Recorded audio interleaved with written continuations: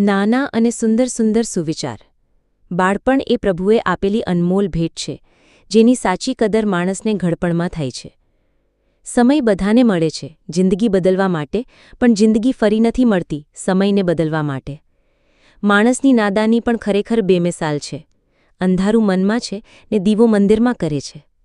જે તમારી ખુશી માટે પોતાની ખુશી ભૂલી જાય, એ સંબંધને ક્યારેય પૂરો ન થવા દેશો સાહેબ.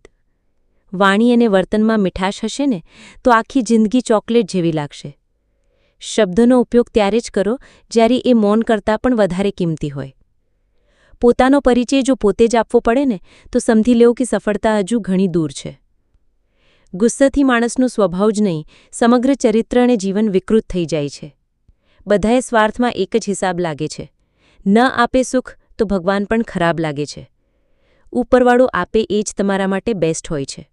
બાકી માંગીને મેળવેલી વસ્તુ હંમેશા હેરાન જ કરે છે.